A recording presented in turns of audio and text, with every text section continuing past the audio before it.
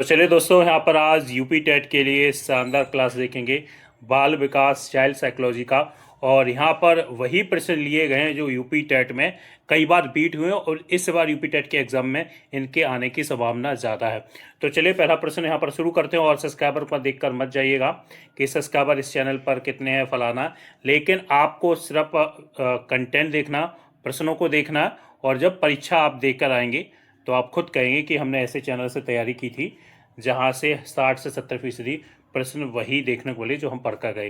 तो चलिए पहला प्रश्न यहाँ पर आपके स्क्रीन पर दिया गया, शिक्षा मनोविज्ञान उपयोगी है। भैया सीधी सी बात है, जो शिक्षा मनोविज्ञान उपयोगी क्यों है? ये बच्चों का सर्वांगीण विकास में सहायता करता, हर क्षेत्र में उनका विकास करता है, इसलिए सबसे ज़्यादा उपयोगी है। ये ध्यान में रखिएगा, शिक्षा मनोविज्ञान क्यों है। तो यहाँ पर बी के ऑप्शन के साथ चले जाएंगे। चलिए अगला प्रश्न आपके सामने स्क्रीन पर ये रहा, और ये मैं पीडीएफ अपने चैनल के टेलीग्राम ग्रुप में भी डाल दूंगा, आप वहाँ से जाकर भी इसको ले सकते हैं। चैनल के टेलीग्राम ग्रुप का लिंक आपको वीडियो के डिस्क्रिप्शन में मिल जाएगा। तो चलिए दूसरा प्रश्न आपके सामने है, मानव विकास प्रारंभ होता है। भैया सीधी सी बात है, मानव विकास तो यानी सीधी सी बात है गर्भावस्था से ही प्रारंभ हो जाता है, ये आपको ध्यान में रखना है, यानी प्री नेटल स्टेज से ही, और ये मृत्यु तक यहाँ पर चलता है। ध्यान रखिएगा, जो मृत्यु तक निरंतर चलती रहती है ये जो आपका मानव विकास है। तो ये आपका हो जाएगा ऑप्शन नंबर सी के साथ चले जाएंगे।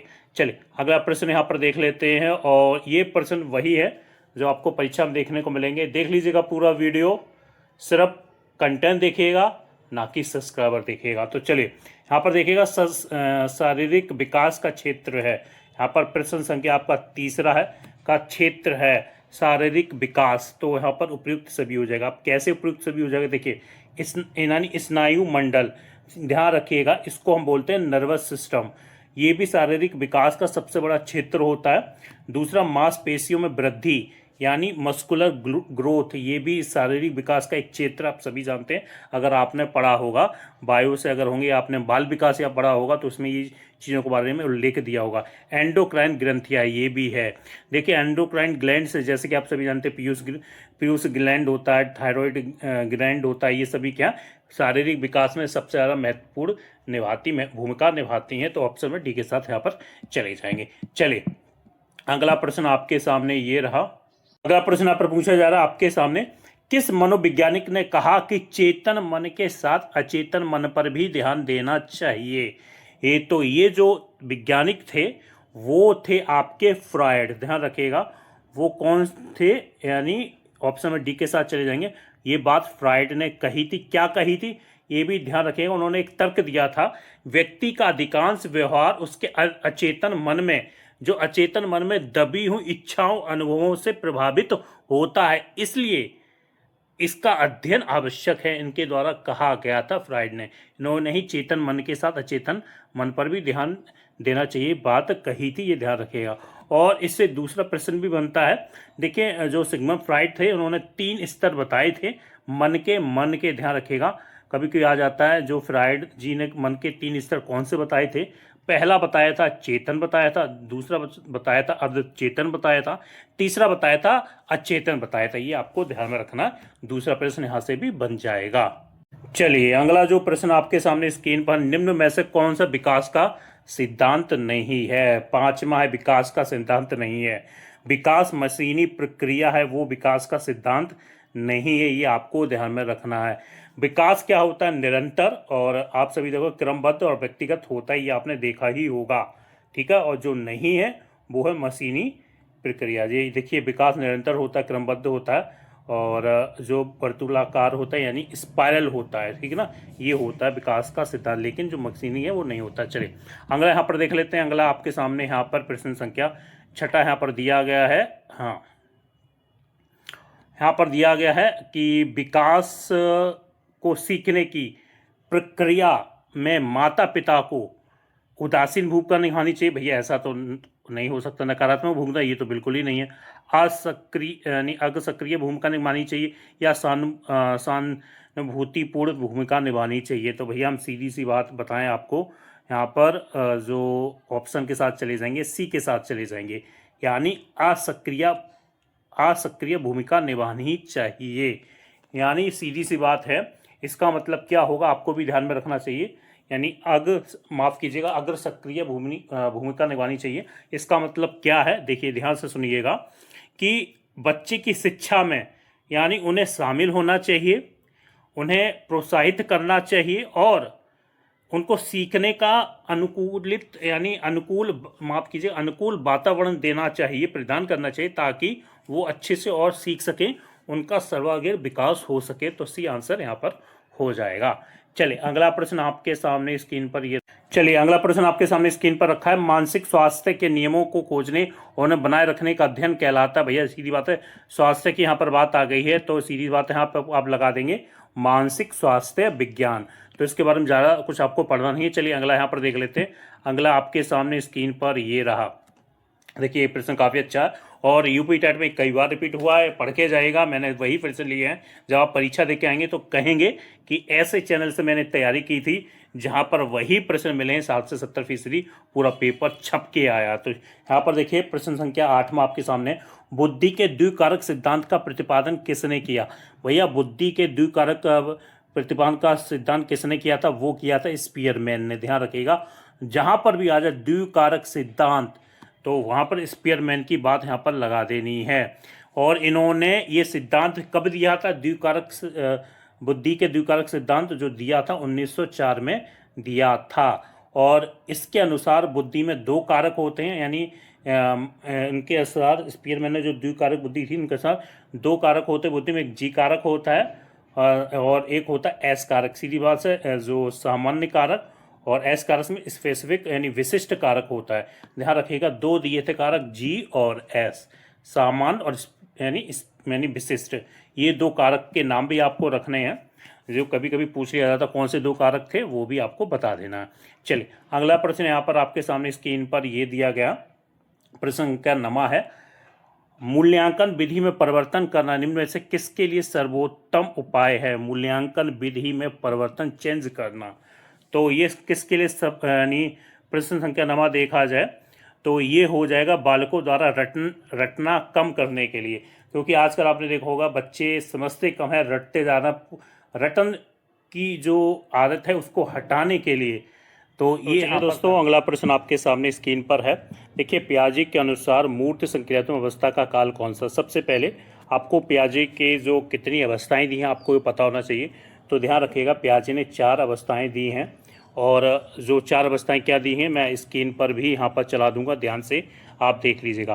पहली अवस्था दी है जैसा कि स्क्रीन पर आप देख भी रहे होंगे, संवेदी अवस्था दी गई है जो कि जन्म से 2 वर्ष चलती है। दूसरी अवस्था आप देख सकते हैं पूर्व संक्रियात्मक अवस्था जो 2 से 7 वर्ष चलती है। तीसरी है मूर्त संक्रियात्मक अवस्था जो 7 से 11 वर्ष चलती है। तीसरी है अमूर्त या औपचारिक संक्रियात्मक अवस्था जो 11 से यानी आप सभी जानते हैं 11 वर्ष से आगे की चलती है। ठीक है ना, ये आपको ध्यान में रखना है। ये कुछ अवस्थाएं दी हैं और मूर्त संक्रियात्मक अवस्था की अगर बात करें तो 7 से 11 वर्ष की अवस्था हो जाएगी, जैसा कि आपने स्क्रीन पर देख ही लिया होगा। चलिए अगला प्रश्न आपके सामने स्क्रीन पर ये रहा। अगला प्रश्न आपके सामने है, बच्चों के सामाजिक विकास में किसका विशेष महत्व होता है। भैया सीधी सी बात है, सामाजिक विकास की अगर बात की जा रही है, सोशल की बात की जा रही है तो खेल सबसे अच्छा है। तो यहाँ पर खेल बच्चों को सामाजिक विकास में यानी सबसे महत्वपूर्ण साधन के तौर पर आप देख सकते हैं। ऑप्शन ए यहाँ पर हो जाएगा। ठीक है ना, चले अगला प्रश्न यहाँ पर देख लेते हैं। अगला प्रश्न आपके सामने क्या, पढ़ने की सबसे अच्छी विधि कौन सी है। भैया पढ़ने की सबसे अच्छी विधि आपकी होती है प्रोजेक्ट विधि, आपको ध्यान में रखना है। ठीक है ना, और ये जो जॉन डीवी थे उनके विचारों पर ये आधारित थी। तो ये यहाँ पर बताया गया था प्रोजेक्ट विधि यानी करके सीखना, यानी ये जो प्रोजेक्ट विधि है करके सीखना, और ये किस पर आधारित थी, जॉन डीवी पर। ये भी आपको ध्यान में रखना, करके ही सीखते हैं बच्चे। ठीक है ना, चलिए अगला प्रश्न यहाँ पर देखते हैं। अगला प्रश्न क्या दिया गया है, संवेग क्रोध का संबंध किस मूल प्रवृत्ति से है। देखिए संवेग क्रोध का संबंध मूल प्रवृत्ति से अगर बात की जाए तो भैया लड़ने के हिसाब से है, यानी जो आप सभी जानते हैं युजुत्सा जो होती है वो लड़ने की अवस्था से संबंधित है ये। और जो आप यहाँ पर देख सकते हैं यहाँ पर राइट आंसर आपका ए के साथ यहाँ पर चले जाएंगे, बस इतना ही रखना। संवेग क्रोध, ठीक है ना, ये आपको ध्यान में रखना है। और संवेग मीन्स जो आपके अंदर यानी उत्तेजना आती है और क्रोध आता है, ये सब क्या है जो आपकी मूल प्रवृत्तियों से यहाँ पर जो संबंधित है। चलिए अगला प्रश्न यहाँ पर देख लेते हैं। अगला प्रश्न आपके सामने स्क्रीन पर ये रहा, यहाँ पर पूछा जा रहा है आपके सामने, वंशाक्रम के अध्ययन के लिए किसका नाम जोड़ा गया है? वंशाक्रम के अध्ययन के लिए किसका नाम जोड़ा गया है? तो भैया हम सीधी जानते हैं, डी के साथ चले जाएंगे, लेमार्क, यानी जीन लेमार्क के द्वारा इसके नाम से यहाँ पर इनको जोड़ा गया है, ठीक है ना। चलिए डी के साथ यहाँ पर चले जाएंगे। और इन्होंने एक बात कही थी, आपको ये भी ध्यान में रखना कि जीव अपने जीवन में जो गुण अर्जित करता है वे अगली पीढ़ी में चले जाते हैं, ये उनके द्वारा ऐसा कहा गया था। लेकिन आपको इतना ही करना है, वंशाक्रम का लेमार्क का नाम लगाकर आपको आना है। चलिए अगला प्रश्न आपके सामने स्क्रीन पर ये रहा, थॉर्नडाइक ने प्रयास भूल सिद्धांत का प्रतिपादन किस जीव पर किया था? ये आपको ध्यान में रखना। देखिए थॉर्नडाइक ने प्रयास भूल के सिद्धांत का प्रतिपादन जो जिस जीव पे किया था वो थी बिल्ली, ठीक है ना। इन्होंने किया था बिल्ली पर किया था, और भूखी बिल्ली पर किया था, जिसे एक बॉक्स में बंद कर दिया था। और आपने देखा होगा, इसके बारे में सुना होगा, उस पर ही ये प्रयोग किया था, ध्यान रखना थॉर्नडाइक ने। चलिए अगला है यहाँ पर किशोरावस्था की मुख्य समस्या। भैया सभी जानते हैं किशोरावस्था की प्रमुख समस्याएं क्या है।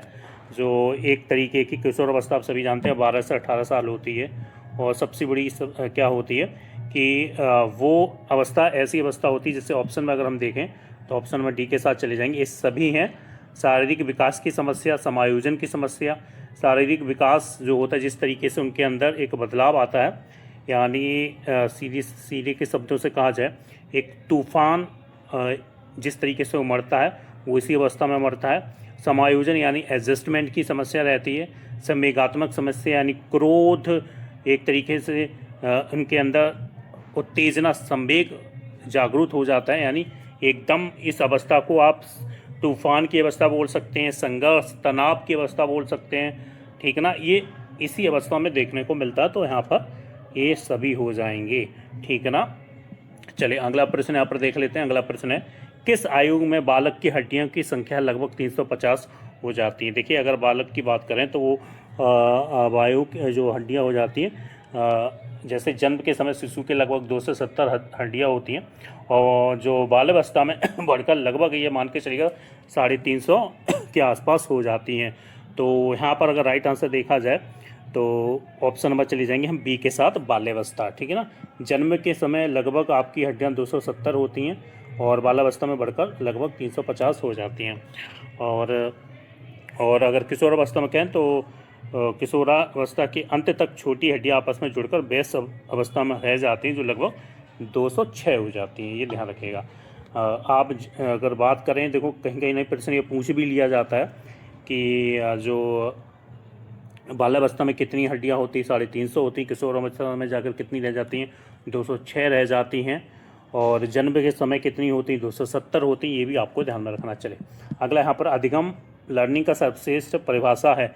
अधिगम लर्निंग की सर्वश्रेष्ठ परिभाषा है, तो भैया हम सभी जानते हैं, ऑप्शन सी के साथ चले जाएंगे, अनुभव प्रशिक्षण द्वारा व्यवहार में स्थायी परिवर्तन हो जाएगा, ये राइट आंसर हो जाएगा। चलिए अगला यहाँ पर आपके सामने प्रश्न पूछा जाए, ध्यान रखिएगा ये प्रश्न आपके सामने समीपस्थ विकास क्षेत्र JPD, ये ध्यान में रखना। ये जो संकल्पना जो दी थी वो दी थी लेव बायोगोस्की ने दी थी, और इनके द्वारा ये कहना था कि एक बच्चा बिना किसी सहायता से क्या कर सकता है और किसी अधिक जानकार साथी की मदद से क्या कर सकता है, ये उन्होंने दी थी कि बिना सहायता और अधिक जानकारी की सहायता से क्या कर सकता है, ये उन्होंने दिया था। ये जो आपको ध्यान में रखनी है समीपस्थ विकास क्षेत्र, ये ध्यान रखना किसने दिया था, बस इतना ही पूछा जाता है, तो वो लेव बायोगोस्की ने दिया था, इतना ही पढ़कर आपको जाना है। चलिए अगला यहाँ पर देख लेते हैं। अगला प्रश्न आपके सामने स्क्रीन पर ये दिया गया, और अगला प्रश्न आपके सामने ही रहा, कौन सा कारक बच्चों की उपलब्धि को सबसे अधिक प्रभावित करता है? तो बच्चों को कौन सा कारक है, तो भैया हम सभी जानते हैं पर्याप्त सुविधाओं का होना ही बच्चों की उपलब्धि का सबसे अधिक प्रभावित करता है, ये आपको ध्यान में रखना है। ऑप्शन नंबर ए यहाँ पर चले जाएंगे। जितना भी मैंने आपको यहाँ पर बताया है उतनी ही डिटेल आपको पढ़कर जानी है, वही पूछा जाता है, उससे ज़्यादा नहीं आता। यूपी टेट का एग्ज़ाम आप सभी जानते हैं, तो आपको वही प्रश्न रखें जो 99% मैं यहाँ पर कह सकता हूँ कि एग्ज़ाम में आपको देखने को मिलेंगे, इससे बाहर नहीं जाएगा। आपको क्लास कैसा लगा ज़रूर बताइएगा और चैनल को सब्सक्राइब करके चले जाएगा। तो जय हिंद, जय भारत।